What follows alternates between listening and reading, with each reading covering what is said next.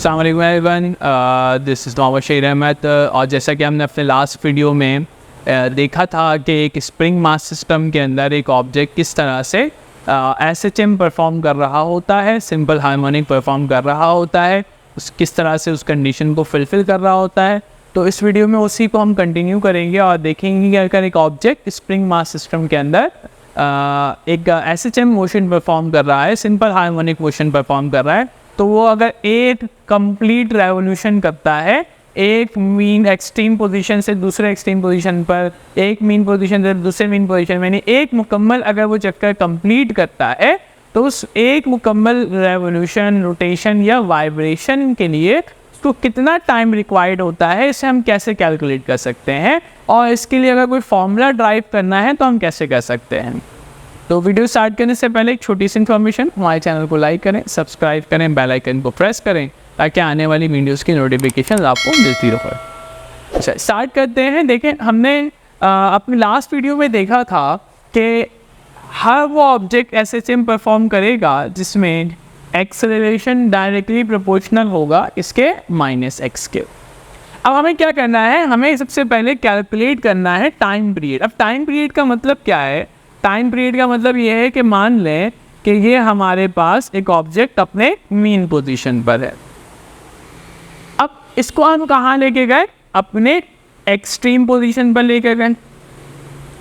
अब जैसे ही हम इसको यहाँ से छोड़ेंगे तो ये ऑब्जेक्ट क्या होगा? अपने मीन पोजीशन पर आएगा, रुक नहीं पाएगा मोमेंटम की वजह से, अपने इस एक्सट्रीम पोजीशन पर पहुँचेगा, यानी ए से स्टार्ट हुआ, बी पर पहुँचा और फिर बी से दोबारा कहाँ जाएगा? ए पर अगर ये पहुँचेगा, that is one complete vibration. अब इस एक कंप्लीट वाइब्रेशन के लिए इसको जितना टाइम रिक्वायर्ड है वो बेसिकली क्या कहलाएगा? Time period for spring mass system.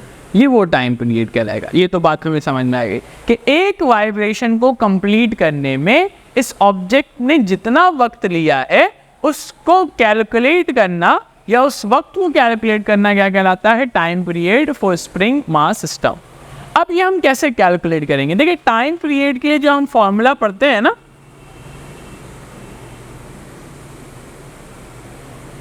T is equals to 2 pi under root omega. T is equals to 2 pi under root omega for one complete rotation और one complete cycle. इसको हम equation number 1 बना लेते हैं। अच्छा, अगर हम last video में according to spring mass system देखें, स्प्रिंग मास सिस्टम, तो हमने देखा था A is proportional to the minus x. But अगर मैं इस प्रोपोर्शनल को हटाऊं तो मुझे क्या लगाना पड़ेगा? Constant minus x. और हमने यहाँ पे जो कांस्टेंट इस्तेमाल किया था, अगर आप लोगों को याद हो, तो कांस्टेंट था हमारे पास A is equals to minus k upon m into x.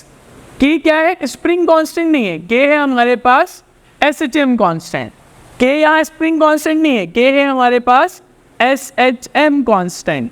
और m क्या है? Mass of an object. अच्छा, ओमेगा बेसिकली क्या है? ओमेगा बराबर होता है अंडर रूट के अपॉन एम। ठीक है ना? तो उसको अगर मैं यहाँ पर लिखूँ तो मैं इस तरह से लिख सकता हूँ ना, a इज इक्वल्स टू, अगर मैं इससे स्क्वायर रूट हटाऊँ तो सामने वाले पे स्क्वायर लग जाएगा, तो मैं इस तरह से भी इसको लिख सकता हूँ, या आप इस तरह से लिखते हुए देखेंगे, minus omega square into x. Omega square क्या है? कांस्टेंट है। अच्छा, अगर हम यहाँ पर देखें तो ओमेगा की वैल्यू क्या है हमारे पास? अंडर रूट के अपॉन एम। तो अगर मैं यहाँ पर लिख दूँ ओमेगा की वैल्यू, तो t is equals to,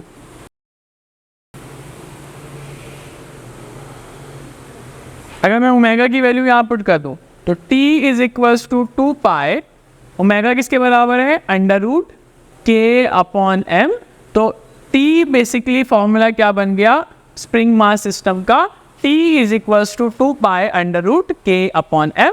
that is the formula in order to calculate the time period for spring mass system। अगर हमसे कहा जाए कि एक स्प्रिंग मास सिस्टम है, एक ऑब्जेक्ट है जो इतनी तेज़ी से वाइब्रेशन कर रहा है, बताओ एक वाइब्रेशन में कितना वक्त लगेगा। तो इस वक्त को कैलकुलेट करने के लिए हमारे पास जो फॉर्मूला है वो क्या है हमारे पास, T is equals to 2 pi under root के अपॉन एम।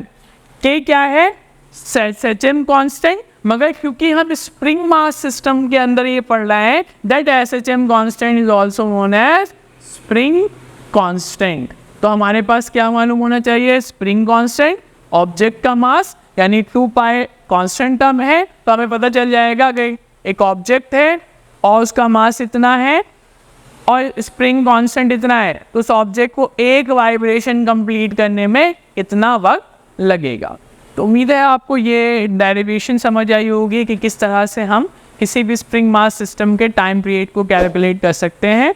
तो हमारे चैनल को लाइक करें, सब्सक्राइब करें, बेल आइकन को प्रेस करें ताकि आने वाली वीडियोस की नोटिफिकेशंस आपको मिलती रहे। शुक्रिया।